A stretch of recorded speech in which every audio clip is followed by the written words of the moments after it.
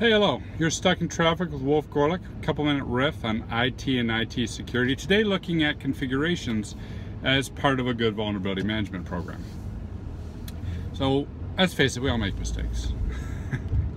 Usually it's the other people make mistakes, but even, we make mistakes sometimes. Everyone makes mistakes. I remember early on in my career, I was doing this project integrating a couple different directory systems, and I was using DirXML, if anyone remembers DirXML. So I wrote this XML connector and got the authentication working, and you typed in creds, you logged in, you're like, yay, it works. And everything was good. And some time went by before someone pointed out, I logged in with the wrong password the other day and I got in. And then I noticed I could log in with any password and get in. A little bit of a problem.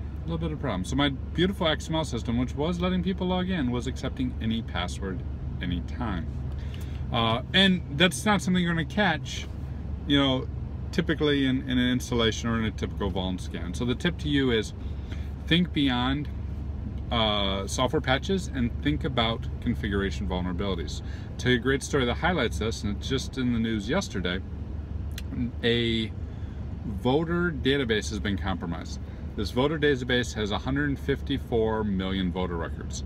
This voter database with its 154 million records includes things like your name, your date of birth, where you live, your Facebook ID, whether or not you have a gun, your political preferences, and so on and so forth.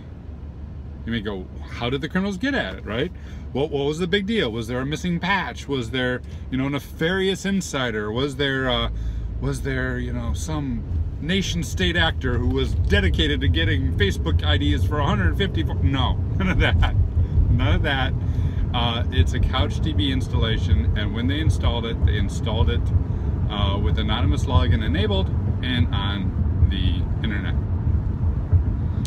That is not something that a typical vulnerability scan will detect. A typical vulnerability scan looking for missing patches or other weaknesses that attackers will often compromise will not detect these types of things. You really need to extend your vuln management program to include configuration errors and need to augment it with either light penetration testing or red team exercises, basically looking at the system from an attacker perspective to see these types of misconfigurations.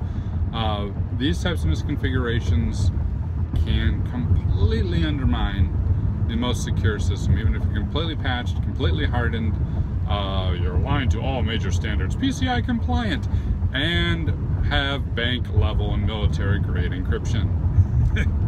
But then we install the database with anonymous to the internet. So make sure you're scanning for those types of things and looking for them and considering them as part of your vuln program. Of course, vuln program is at the end. If you've got a good lifecycle management program, you're checking these things in the beginning before the system even goes live. That's it. Take a look. Have a good one.